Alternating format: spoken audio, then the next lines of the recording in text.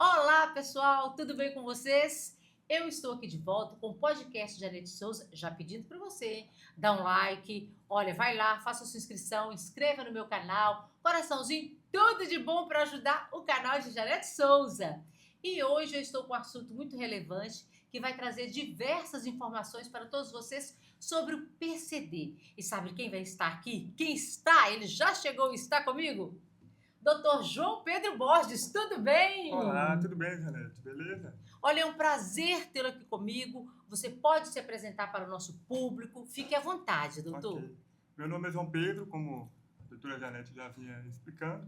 Eu sou advogado, eu sou um advogado recém-formado pela UFJF, atuo aqui em Governador Valadares e tenho um histórico aí com esse tema das pessoas com deficiência, razão pela qual nós estamos fazendo esse podcast aqui, até porque logo no começo da minha carreira como advogado, eu estou integrando a presidência da Comissão de Defesa dos Direitos da Pessoa com Deficiência, aqui da subseção do Governador Valadares, da OAB.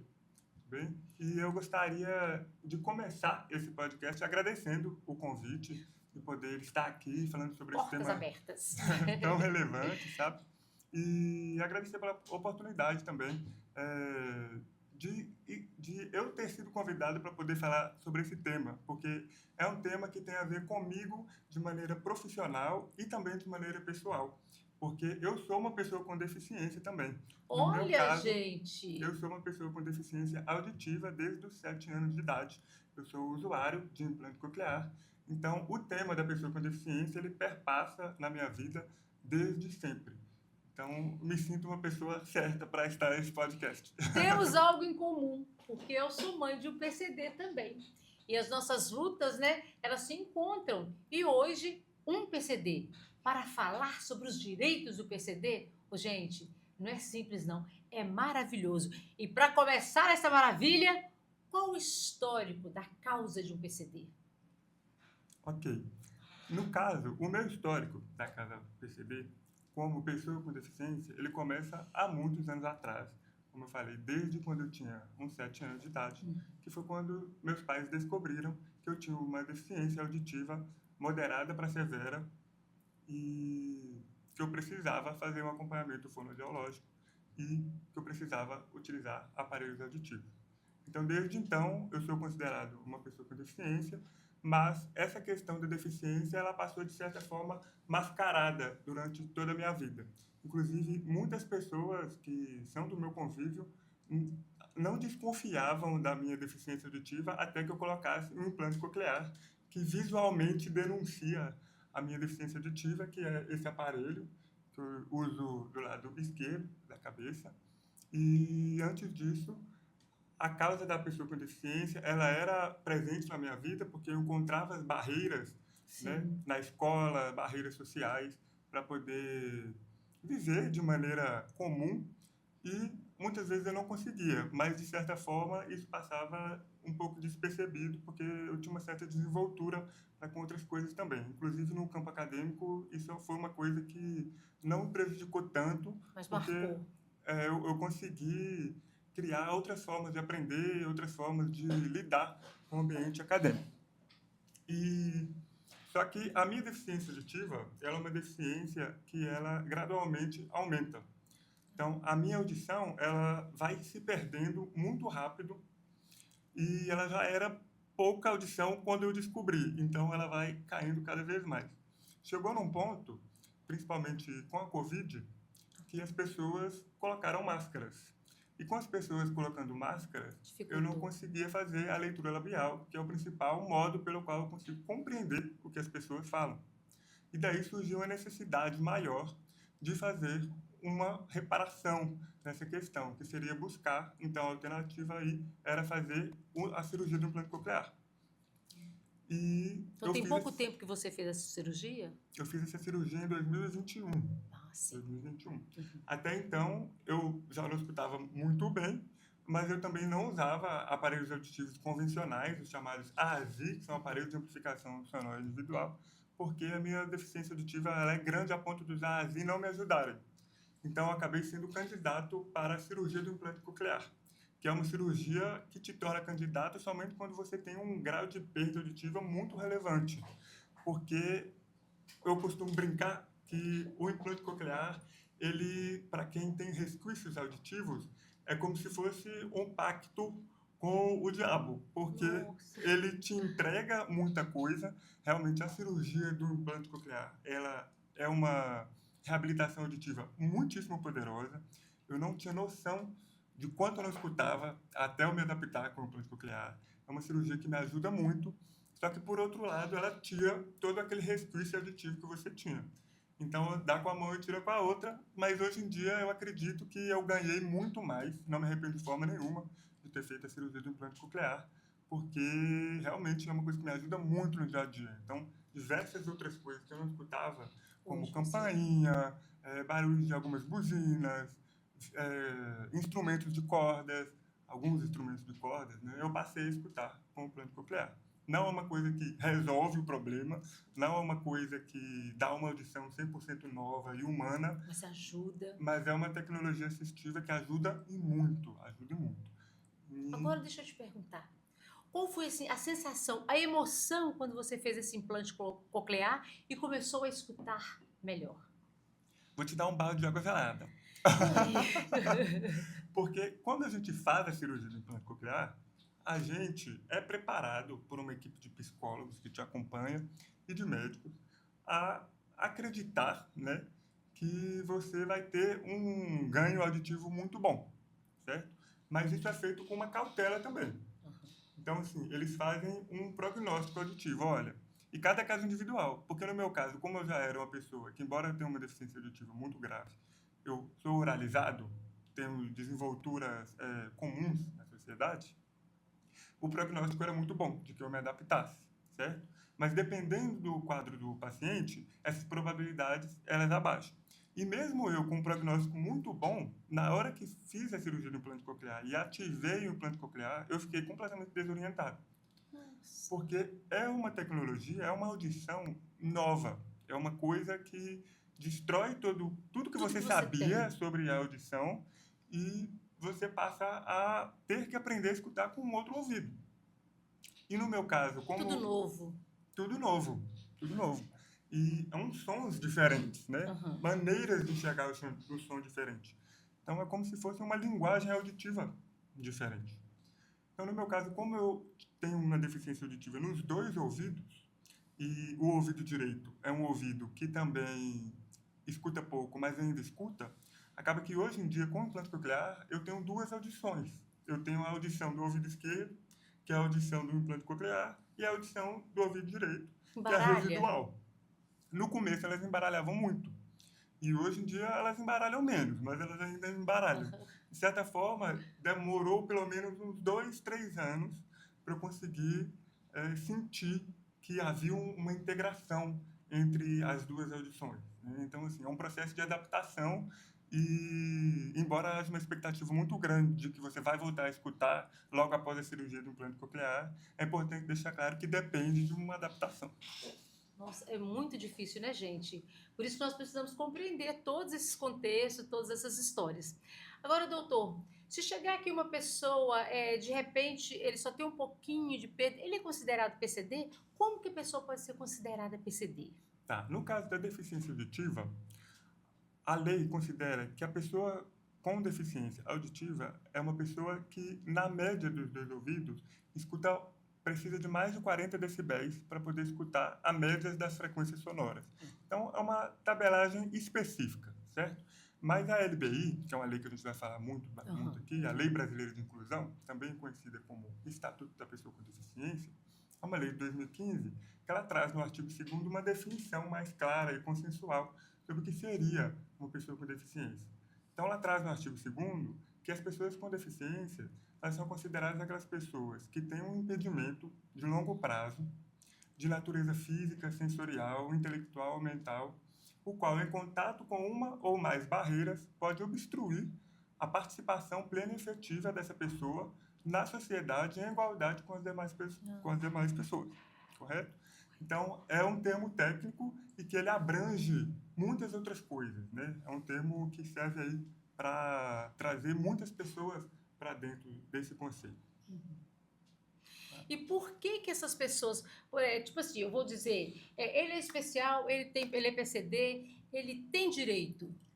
Por que que tem esse direito e para que existem esses direitos? Olha, as pessoas com deficiência são um grupo social que não estão em igualdade de oportunidades com os Verdade. demais grupos majoritários na sociedade.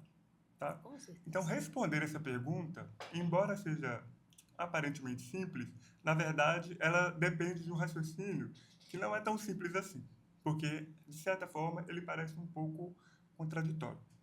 Nós temos aí a Declaração dos Direitos Humanos, que desde 1948, elas irradiam o seu entendimento para constituições ocidentais, correto? E a Constituição do Brasil, ela pegou esses direitos humanos, esses conceitos do que seriam os direitos mínimos e básicos para as pessoas, e enraizou na nossa Constituição de 88 o conceito da dignidade da pessoa humana. Dentro desse conceito do que seria a dignidade da pessoa humana, surgem diversos outros conceitos.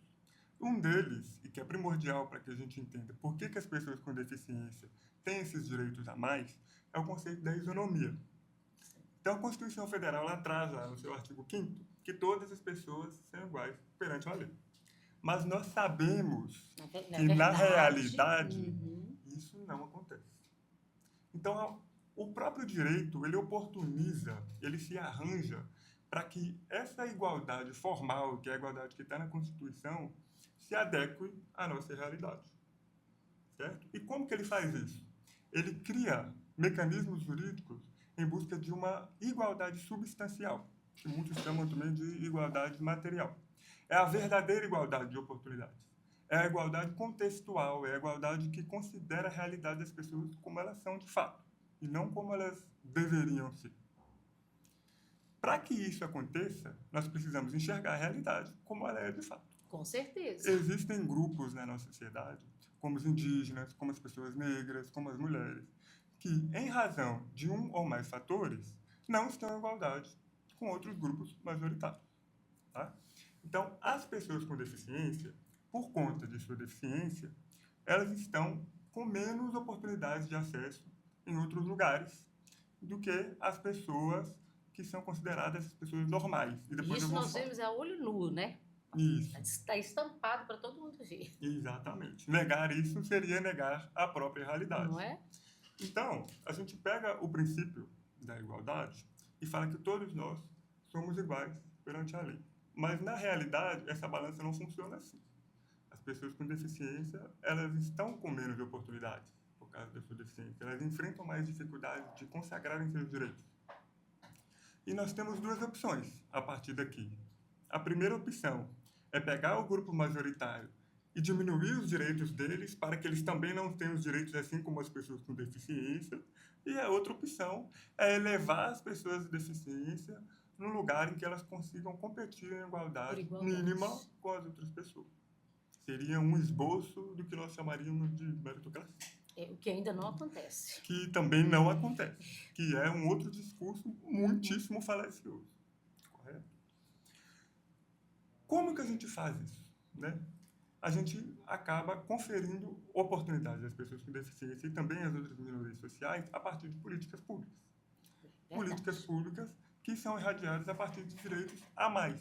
Então, por isso que eu falei que parece um paradoxo. Como que você fala que todas as pessoas são iguais à lei, perante a lei, se você está dando direitos a mais para outras pessoas? Você está favorecendo outras pessoas. Outras pessoas. Na verdade, o que você está fazendo é buscando uma igualdade substancial entre essas pessoas. Você está encarando a realidade como ela é e dando oportunidades para que as pessoas fiquem mais ou menos niveladas. E mesmo assim, com esses direitos, ainda tem toda a dificuldade para você consegui-los. Por isso, a LBI, e por que ela protege os PCDs?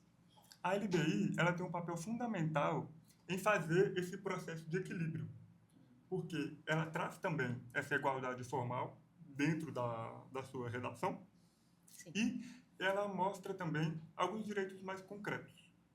Então, por exemplo, nós temos aí, em relação ao direito à habitação, a gente consegue ver que a LBI prevê que as pessoas com deficiência elas têm o direito à prioridade nos programas habitacionais governamentais. Mas aí, quando ela tem esse direito, ela precisa provar que não ganha nem um salário mínimo para conseguir. Depende. É um toma lá da cá. Então, a resposta clássica do direito é depende. Uhum. Para alguns benefícios, ela precisa provar que ela é financeiramente vulnerável. Para outros, não. Tá? Mas por quê? Porque as pessoas com deficiência, elas são um grupo que, independentemente da sua renda, elas ainda continuam Vulneráveis. Porque e por mais que você faça, você ainda não dá conta de tudo que o seu PCD precisa. Por mais que você lute, às vezes você vive uma vida inteira em função de buscar melhorias, e nem sempre você consegue. Exatamente. Barram você de alguma forma, escondem um direito seu. Estou te falando porque eu já vivi isso na pele. Então, assim, é bem complicado. Aí a LBI vem dar uma ajuda nessa questão. Ela tem uma importância muito conceitual. Ela traz o que seria a pessoa com deficiência, né, no artigo 2º dela, mas no artigo 3º e à frente, ela também explica termos que são utilizados corretamente para as pessoas com deficiência. Né? Isso é muito importante, porque é importante chamar as pessoas, chamar a linguagem da pessoa com deficiência e afins da maneira correta, porque isso acaba valorizando aquelas pessoas. Sim. Então, tem termos mais certos e tem termos mais errados. Né? Então, assim, a LBI, ela tem essa função nominativa também, sabe? E a gente não precisa nem falar nada dos termos que são mais grosseiros, né? Os termos sempre foram errados de chamar a pessoa com deficiência e nunca serão considerados certos, como o termo inválido, né? Incapaz, aleijado, retardado. São as falas capacitistas. São falas capacitistas que nunca foram consideradas tortinho, lá vem um ceguinho. Exatamente. Porém, existem termos que muitas pessoas acham que estão certos hoje, porque em algum momento elas já estiveram corretas, inclusive compõem a nossa legislação. Porque mudou. Primeiro pessoas deficientes, depois pessoas especiais. Agora PCD. Pois é. E também teve um aí que é pessoas portadoras de deficiência. Portadoras de necessidades especiais. Né? Então vamos falar um pouquinho de cada um desses termos vamos lá. Entender por que o certo é chamar pessoa com deficiência. Né? Então, primeiro, pessoas portadoras de deficiência, que é o termo que foi amplamente utilizado logo após a promulgação da Constituição. Inclusive, existem leis de 89 que são muito importantes para o âmbito do PCD, que estão em vigência até hoje e usam o termo pessoa portadora com deficiência. Esse termo ele caiu em desuso porque ele dá a entender que a pessoa está portando uma coisa como se ela tivesse a possibilidade de não portar. Como se fosse uma coisa alheia à pessoa. Como se eu estivesse portando um relógio. Eu estou aqui, mas daqui a pouco eu posso não estar mais. Exatamente. Então é um termo tecnicamente errado nesse sentido. Porque a deficiência é integrante da pessoa. A deficiência faz parte da pessoa como ela compõe essa pessoa inteira. Então, não é uma coisa alheia a essa pessoa. Outro termo muito utilizado, e na maioria das vezes utilizado com boas vontades também, é o termo pessoa especial. Muito tempo usou. As especialistas iam para a escola, davam palestra, pessoas especiais. Pessoas especiais. Agora não pode chamar mais portadoras de necessidades especiais. Tem que ser pessoas especiais. Pois é. O termo pessoas especiais, ele acaba sendo não muito técnico também, porque ele traz consigo uma carga de eufemizar o termo, como se houvesse algo a ser eufemizado para a pessoa com deficiência. Traz um quê de piedade, um quê de dó, de ter que aumentar algo que não precisa ser aumentado. Então, é um termo que tenta aumentar, mas nesse momento de aumentar, ele pressupõe que existe uma falta. Verdade. E por fazer esse movimento, ele acaba sendo incorreto. É muito triste quando você escuta assim. Eu passei por isso, né? Então, vem cá, vem ver um menino deficiente. Gente, pensa numa pessoa que brava, mas segurou ali tudo, conversou e tal. Então, é preciso atentar para esse chamamento, né? Como que você vai lidar, como que você vai fazer, porque o conhecimento ele é libertador. Por isso, nós temos aqui um conhecedor, tá? Né? Uma carga bacana da lei, para que nós também possamos compreender e ter esse conhecimento para que possamos sermos pessoas libertadoras. Mas aí vem alguém virou e violou o direito de uma pessoa PCD. E aí, como reparar essa violação? Depende de como ocorreu essa violação. Se for uma violação quanto à integridade dessa pessoa, enfim, se for uma violação em relação a não garantir acessibilidade para essa pessoa, os tratamentos são diferentes. Não garantir tratamento de saúde? Não garantir tratamento de saúde é diferente. A primeira coisa que a gente tem que fazer, independentemente do caminho a tomar, é fazer um boletim de ocorrência, para poder registrar como autoridade de fé pública o que aconteceu ali. Esse documento ele é muito importante. Sim. A prova, né, de que houve o crime, né? Não é a prova de que houve o crime, porque não é uma prova que foi submetida judicialmente, mas é uma constatação, é um indício muito forte. Então não é prova, tá, gente? É uma constatação de um indício que vai ser investigado, exatamente. Não é isso, doutor? O boletim de ocorrência não é uma prova. Exatamente. E dependendo também do lugar que aconteceu isso. Então, por exemplo, a pessoa ela estava no supermercado, ela tem uma pessoa com deficiência física, não consegue acessar tal lugar, não consegue alcançar uma prateleira, enfim.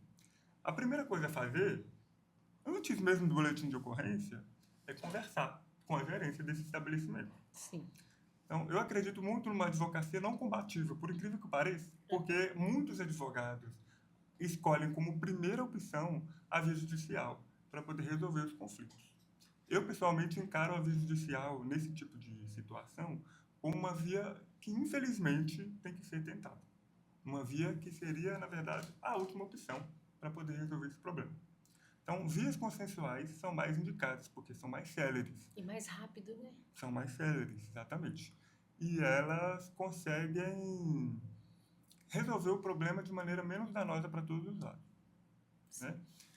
Então, assim, juntar todo mundo que faz parte, responsável por aquele lugar. Se for um órgão privado, você vai juntar a gerência daquele lugar. Se a gerência não resolver, você vai fazer um boletim de ocorrência, você vai levar no PROCON e vai tentar resolver primeiro por medidas extrajudiciais. Se for necessário, vai no Sejus, que resolve, né? E se esse direito não for dado como ele deveria ter sido dado, aí sim a gente tenta uma via judicial. Se for um órgão público, a gente busca denunciar, fazer o boletim de ocorrência, né, juntar todo mundo e denunciar no poder público correspondente, se é na esfera municipal, estadual ou federal.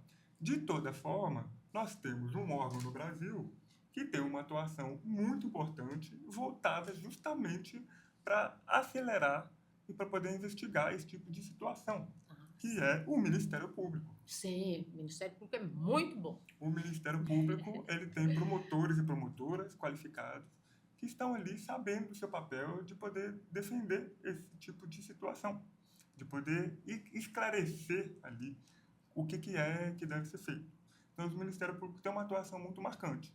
E eu chamo a atenção aqui para que, se essa violação ao direito da pessoa com deficiência for uma violação que ocorre em um ambiente laboral, já adiante as coisas e vá no Ministério Público do Trabalho, que é um lugar onde eu também trabalhei e eu sei como é que funcionam os procedimentos lá dentro desse âmbito da pessoa com deficiência e coisas afins também, quando existe uma violação de direitos no ambiente do trabalho.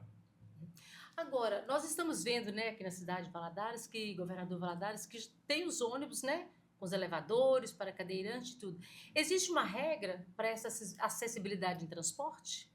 A regra... Transporte público, né? A regra, na verdade, na legislação federal, existe uma lei de 2000 que ela coloca simplesmente que os transportes públicos e privados também têm que ser adequados. Tá? É basicamente isso. E ela joga essa responsabilidade do que seria essa adequação para normas técnicas.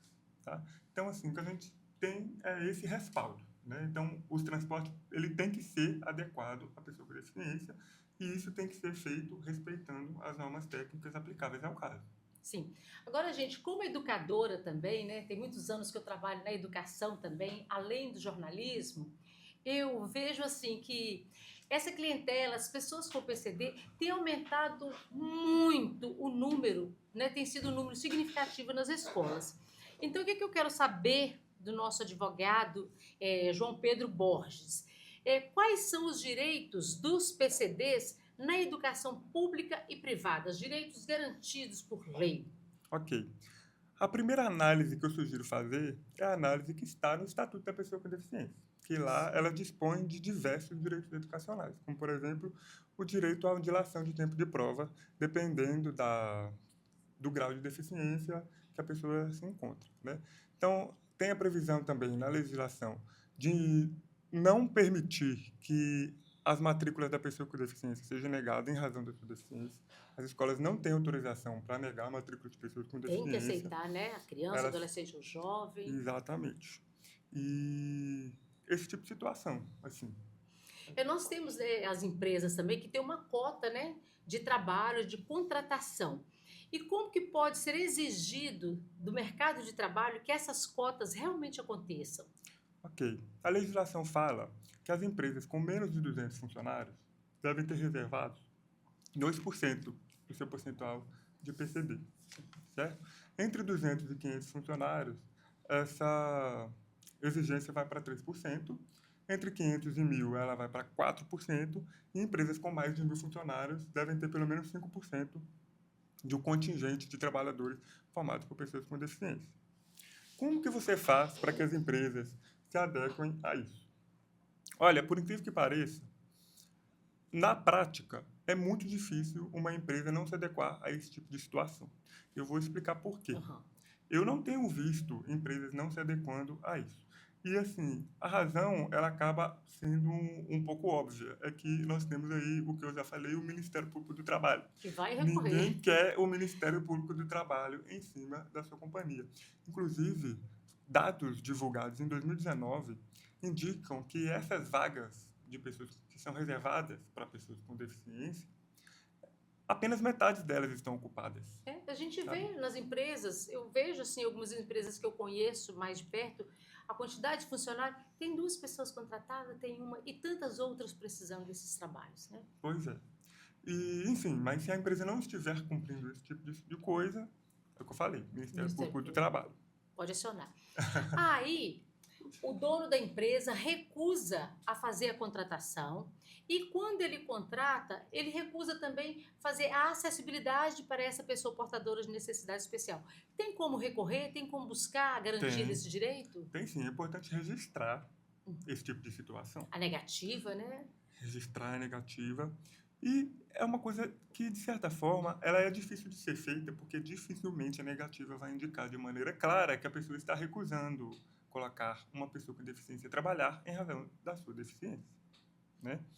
Então, as coisas precisam ser bem ditas, bem esclarecidas. A gente precisa registrar o máximo de coisas possíveis e levar no Ministério Público do Trabalho. Se for necessário, a gente entra com uma ação judicial também, para poder requerer os danos morais que a pessoa com deficiência sofre. Nesse caso, quando a pessoa sofre uma discriminação desse tipo, os danos morais são praticamente presumidos. Sim. Então, são danos morais que já são pacificamente reconhecidos eles serem devidos nesse caso. Entendi. Aí o que acontece? Eu tenho lá uma pessoa que passou mal na escola. De repente, eu encontrei na rua, ele é PCD. E eu levo para o hospital, para o atendimento do SUS. Ele pode esperar ou ele tem direito a passar na frente? Ele tem direito a passar na frente. Dependendo da Ele situação. tem o atendimento prioritário. E isso não é só no SUS. Sim. Isso é em qualquer órgão Qualquer público. lugar, Qualquer lugar, a pessoa com deficiência tem atendimento prioritário, assim como os idosos. Então, ela vai passar na frente, sim. Sim, mesmo não sendo tão grave ou de acordo com a gravidade. Assim, ela não consegue passar tem que ser tudo feito na medida da proporcionalidade. Ela não vai passar na frente de uma pessoa que está em um estado ali de risco de vida ou morte. Mas, assim, a pessoa com deficiência, ela tem um atendimento prioritário. Agora, pessoal, fique bastante atento, ó, orelhinha em pé aí, ouvidinho bem esperto aí, porque nós vamos falar agora com o doutor sobre o BPC. O que é o BPC? O LOAS. E quem pode solicitar esse BPC? Fala para nós, doutor. O BPC... Essa é a cereja do bolo, hein, gente? O BPC, muita gente acha que ele é uma aposentadoria. Na verdade, o BPC não é uma aposentadoria.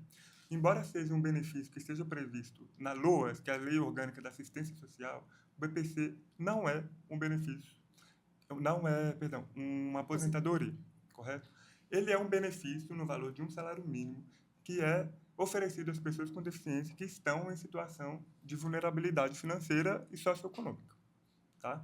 Então, é basicamente isso, o BPC. E quais assim, os requisitos para a pessoa conseguir o BPC? Ela deve comprovar que a renda da família dela, a renda per capita, não supera 1/4 do salário mínimo. Então, é um benefício dado para pessoas que estão em situação de vulnerabilidade mesmo. Uhum. Né? É uma continha que é feita ali, tem Exatamente. que bater. E ela tem que conseguir comprovar esse tipo de situação. Levar os documentos dos pais, os documentos da família. Uhum. Registrar no CAD único, tem que estar registrado Uhum. no CAD único, né? Exatamente, bem lembrado.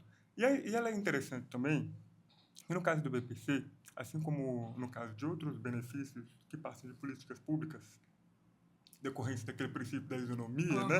Da isonomia. Justamente dentro dessa lógica, eles são muito criticados também, porque muita gente acha que a pessoa recebendo um salário mínimo do BPC, ela vai ser desestimulada a trabalhar, quando na verdade, com um pouquinho mais de conhecimento, a gente consegue enxergar a situação de maneira mais humana e também saber que a legislação ela prevê um estímulo para a pessoa sair do BPC, que é uma coisa que pouquíssima gente sabe. Eu não sabia. Nem eu sabia para passar essa informação. Olha bem, vamos Pois ouvir, é. hein? A gente tem dentro da LBI um benefício que chama auxílio inclusão, que ele é metade de um salário mínimo oferecido para a pessoa BPC, que recebe o BPC, PCD que recebe o BPC, que consegue se inserir no mercado de trabalho de maneira formal, mas a gente sabe que o mercado de trabalho às vezes não supera muito ali a diferença do BPC. Então, a ideia do auxílio inclusão é oferecer esse dinheiro para a pessoa, para que ela comece a trabalhar, E aí ela vai sem estar, né? sofrer aquela drástica redução do BPC. E vai estar no convívio e meio social. Exatamente. Né? Senão vai receber só o BPC lá do LOAS, vai ficar quieto em casa e vai perder esse convívio social. E vai perder esse convívio social, na maioria das vezes, né? Não é sempre a regra também. Não são todos, mas tem alguns que se recolhem. Se já são recolhidos, recolhe mais ainda. Às vezes até pela necessidade que ele, né, se encontra. Mas, enfim, o que eu estou querendo dizer é que a lei ela também prevê formas e estímulos para que as pessoas saiam da condição de recebedoras do BPC. A lei não quer que a pessoa receba o BPC para sempre. Ela está ali dando BPC para segurar a pessoa com o mínimo de dignidade que ela precisa ter, né, na sua condição de ser humano, para que ela consiga sair dessa situação. E quando ela sair, conseguindo entrar no emprego, ela vai receber menos, vai receber o auxílio inclusão, e vai conseguir manter ela ali sem essa retirada brusca de valores ocasionados pela perda do BPC. E vai estar inserida no mercado de trabalho, né? Inserida no mercado. Pessoal, outra dúvida muito importante que vai ser tirada aqui agora, tá?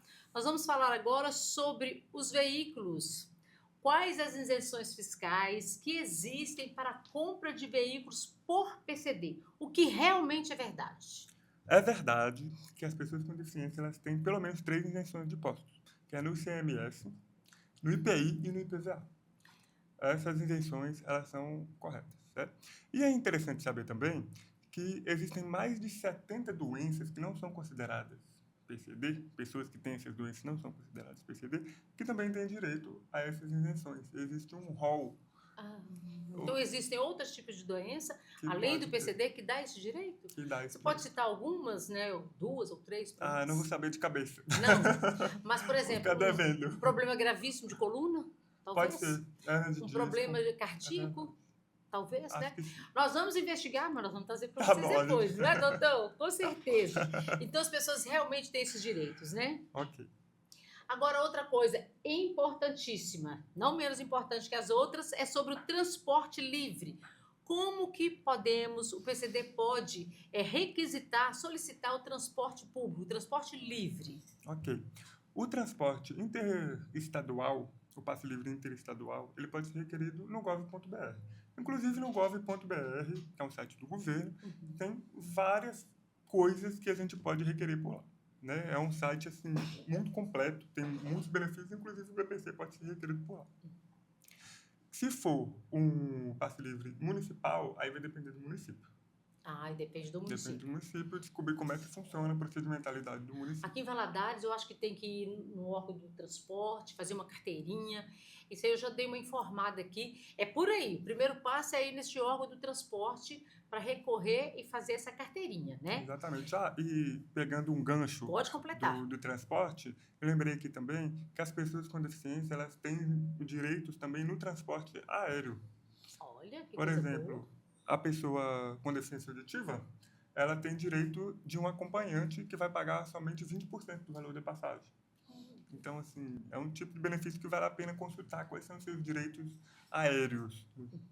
Eu fiz apenas uma viagem com meu filho que é PCD, é cadeirante, é complicado, mas foi uma viagem assim, aterrorizante.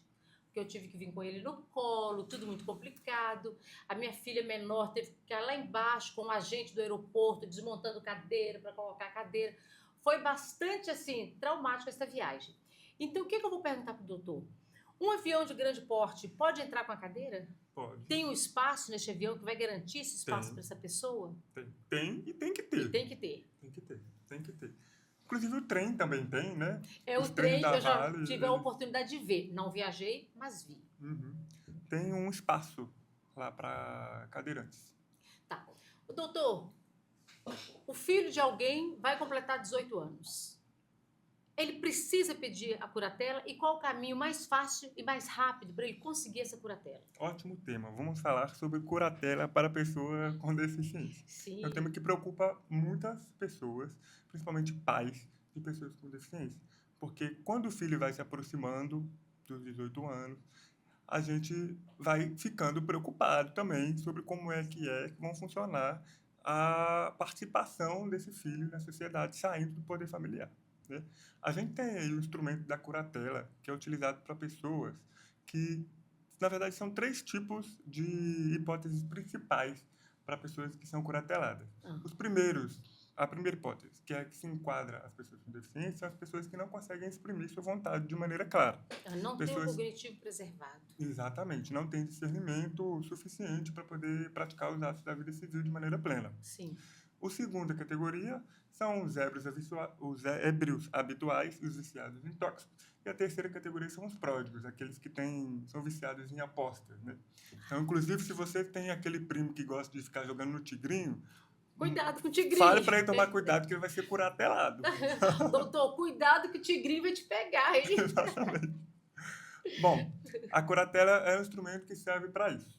Para pessoas, no caso da pessoa com deficiência, geralmente é uma pessoa com deficiência intelectual, que ela vai precisar de um curador para tomar as decisões importantes no âmbito financeiro, no âmbito eleitoral, para essa pessoa com deficiência. Até o alcoólatra. Tem o quê? O alcoólatra também precisa ser curatelado?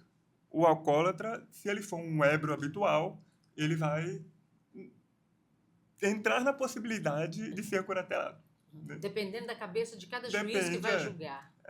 Depende, porque tudo depende da análise da pessoa concreta, né? Que vai Inclusive, conversar existem as pessoas com deficiência que têm aí uma dificuldade de discernimento, mas que não é total. E é nesse caso que entra uma outra tutela jurídica que é inovadora, que é a tomada de decisão apoiada. Ah, eu já ia te perguntar como funciona a decisão apoiada. A tomada A tomada de decisão apoiada e como solicitar. Uhum. A tomada de decisão apoiada ela é diferente da curatela. Enquanto a curatela tem o objetivo de resguardar as pessoas que não têm discernimento para poder praticarem os atos da vida civil de maneira espontânea e livre, a tomada de decisão apoiada é utilizada para aquelas pessoas que não têm total discernimento, mas que têm ali uma capacidade de autonomia. Então, nós colocamos aí, por exemplo, uma pessoa com síndrome de Down ou uma pessoa com uma deficiência intelectual leve que quer, por exemplo, abrir um negócio. Sim. E essa pessoa tem uma deficiência intelectual leve, mas não a ponto de precisar ser curatelada. Nesse caso, o mais indicado para ela é utilizar essa inovação jurídica, que é trazida pelo Estatuto da Pessoa com Deficiência, da decisão apoiada. Tomada de decisão apoiada. Ela vai escolher duas pessoas da confiança dela e vão fazer um termo de apoio. Esse termo de apoio vai constar quais serão As decisões. as decisões, como que isso vai funcionar, né, de maneira mais detalhada. As pessoas, junto com o advogado ou com o defensor público, vão levar para o juiz vai fazer as entrevistas para as pessoas, muito parecido com o que acontece com a curatela, e no final vai homologar ou não essa tomada de decisão apoiada. Olha, gente, nós já estamos chegando assim nos finalmente, mas vou dizer uma coisa para vocês. Quem me conhece bastante, né, me conhece mais próximo, sabe que a minha luta foi pautada, né, a minha vida com o meu filho foi pautada judicialmente. Tudo que ele tem, desde os seus 2 anos até aqui, foi tudo através da justiça. Ministério Público, boletim de ocorrência, Ministério Público, juiz, é fórum, é polícia, é você estar sempre lá. Então, o que eu quero falar para vocês como mãe de PCD? Não deixe o seu filho ficar acamado, não deixe o seu filho ficar sem os seus direitos. Corre atrás, mãe, ó, regaça as mangas, não fique de braços cruzados e vá buscar os direitos dos seus filhos. E agora eu vou deixar o Dr. João Pedro falar tudo que ele sente vontade, sente desejo de falar e deixar uma mensagem para os nossos queridos participantes. Bom, queridos participantes, né, eu gostaria de agradecer a atenção de vocês para esse tema tão importante. É um tema que ele não tem como não ser chamado de relevante, até porque, se eu não me engano, no Brasil hoje são 18 milhões de pessoas com algum tipo de deficiência. Então, é um tema que abrange muitos de nós. É um tema que nós precisamos estar atualizados. E sempre busquem os seus direitos. A recomendação deste simples advogado é essa, é que vocês busquem os seus direitos. Se vocês não tiverem condição de arcar com o advogado, nós temos aí a Defensoria Pública e o Ministério Público em serviço de vocês. São órgãos que servem para auxiliar vocês que são hipossuficientes economicamente, tá bom? E cuidado também com os termos. Cuidado com os termos, porque eles são importantes. Uma coisa que eu gostaria de mencionar aqui, na verdade, é que a atenção com os termos, embora ela pareça uma coisa que é um pouco superficial, que a gente acaba não prestando muita atenção, na verdade, ela é muito importante. Ela é muito importante porque isso dá uma dignidade para a pessoa que está sendo denominada da maneira correta. E os termos corretos para as pessoas com deficiência, elas dizem respeito às outras pessoas também. Toda vez que a gente fala do outro, a gente acaba falando da gente também. Com certeza. Então, estar atualizado é uma questão importante porque a gente evita cair em enganos. Como, por exemplo, a gente ter numa escola uma classe de pessoas com deficiência e, do outro lado, a gente achar que tem uma classe de pessoas normais, em contrapartida da classe das pessoas com deficiência. Então, chamar as pessoas com deficiência de pessoas com deficiência, chamar as outras pessoas de pessoas comuns e não pessoas normais, como se as pessoas com deficiência não fossem pessoas normais, é muito importante para dar dignidade para as pessoas com deficiência. Elas merecem isso, Sim, merece. assim como qualquer outra pessoa. E agora eu vou confessar para vocês, pessoal, eu não sabia que João Pedro Borges tinha um implante coclear e que era PCD. Exatamente. Olha para vocês verem. Você olha que coisa linda, gente. E assim, eu sou uma pessoa que venceu um diagnóstico. Trabalhou muito para estar bem, Sim. sua família. Assim, e às vezes eu me surpreendo com o lugar que eu ocupo, porque é uma questão de ter vencido paradigmas que se colocam, estereótipos que se colocam sobre a pessoa com deficiência. A minha mãe me conta que quando esse diagnóstico de pessoa com deficiência auditiva muito grave saiu, quando eu era criança, ela recebeu somente infelizes informações a respeito de como seria uma vida com uma deficiência auditiva tão grave, né? Pensando assim no bem-estar do filho dela, e ela escutou que provavelmente o filho dela não seria uma pessoa com desenvoltura musical, por exemplo, que não conseguiria tocar instrumentos de corda. E eu sou uma pessoa apaixonada por música. Eu amo instrumentos de percussão, sei tocar violão, sei tocar vários outros instrumentos. Ela escutou também que eu seria uma pessoa que teria dificuldade no social, não conseguiria jogar esportes coletivos, por exemplo. Eu sou atleta há mais de 10 anos, jogo com times, sabe? E também tem a preocupação acadêmica. Como que esse menino vai ficar numa escola de pessoas normais, né? esse menino não escuta, né? Ele vai precisar ser colocado, né? E não tive nenhum problema acadêmico, assim, muito grave. Enfrentei entraves na universidade, eu tive discussões sérias a respeito disso, de falta de acessibilidade. Mas hoje eu sou advogado. Então, assim, as coisas, elas não funcionam como o diagnóstico prevê. Então, uma outra recomendação é você que tem uma pessoa com deficiência no seu convívio, não se atrele ao diagnóstico. Faça com que essa pessoa tenha oportunidade de desenvolver as qualidades que ela tem para além da deficiência dela. Para o meu, a perspectiva de vida para ele era só de 5 anos a 6 anos, a 6 anos de vida. Só chegaria aí. E hoje ele está com 26 anos. Em julho Viu? ele faz 27. Para a honra e glória do Senhor. Doutor, Parabéns. muito obrigada, tá? O podcast Janete Souza está aberto para você quando você sentir vontade de vir aqui. Muito obrigado. Novamente agradeço o convite. Muito obrigada. Tchauzinho, pessoal.